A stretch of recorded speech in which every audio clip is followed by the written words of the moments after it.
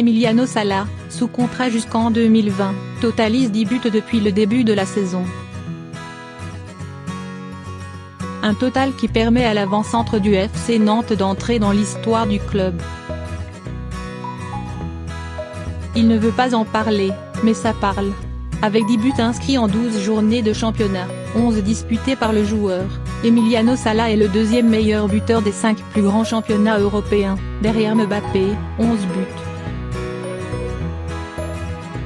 Avec un but toutes les 75 minutes contre un toutes les 213 minutes en 2016-2017, sa meilleure saison en termes de ratio jusqu'ici, l'attaquant du FC Nantes affole les compteurs.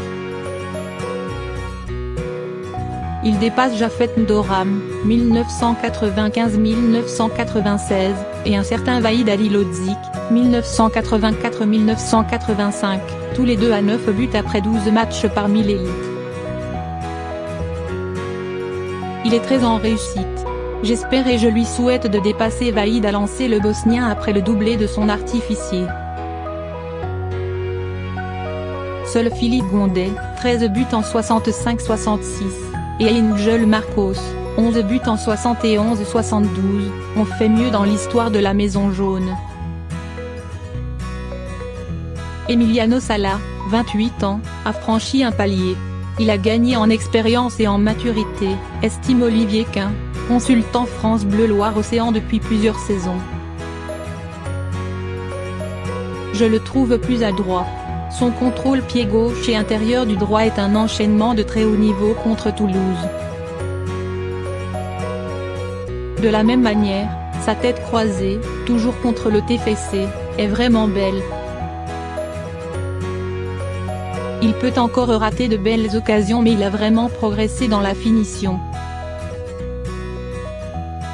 Avec 65% de tirs cadrés, 13/20e, il est le plus performant de la Ligue 1, devant Neymar, 57,6% et Bochilia 54,5%. Visage ivre. 50% de ses tentatives ont fait mouche. Ébouriffant. L'Italo-Argentin s'est amélioré techniquement. Il sent aussi mieux les coups. Il est au bon endroit au bon moment. Son deuxième but, contre Guingamp, en atteste, commente Olivier Quint. Le 40e rugissant point. Si l'équipe peut toujours compter sur son travail de premier défenseur, il maîtrise au mieux ses efforts. Il harcèle différemment et avec plus de justesse, ajoute Olivier Quint. Il gagne donc en lucidité. Le schéma à 3 milieux, avec une sentinelle, lui permet de bien tenir ce rôle de point de fixation. C'est un pivot qui fait parler sa puissance physique. Dos au but, il doit jouer en une touche et ensuite se replacer, détaille son entraîneur, Vahid Halilhodžić.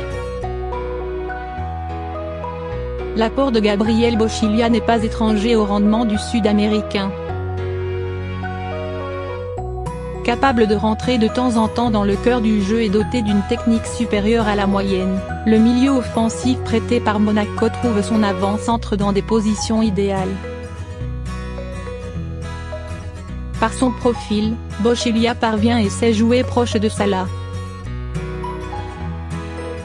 C'est forcément un avantage, reprend Olivier Quint, qui retrouve un peu des caractéristiques de Viorel Moldovan, en Sala. Auteur de 12 buts ces 2 dernières saisons en championnat, un seul doublé à chaque fois, Emiliano Sala a aussi pris la bonne habitude de rapporter des points, 15 avec Ranieri, 10 en 2016-2017 et 6 lors de sa première saison à Nantes, quand Kolbeinn Sigurðsson avait le statut de titulaire. Le FC Nantes de Gondet, 36 buts au total, avait été sacré champion de France en 65-66. Celui d'Angel Marcos, 20 buts en 71-72, avait conclu la saison à la 7e place. L'équipe fonctionne bien, donc notre attaquant aussi, glisse Valentin Rongier. Cette saison, les 10 réalisations de Sala, 40 buts sous le maillot jaune, ont permis aux Canaries, 10e, de gagner 7 de leurs 15 points. C'est le plus important, assure le consultant. Comme tous les buteurs, il va connaître une période moins facile. Mais il devra apporter différemment.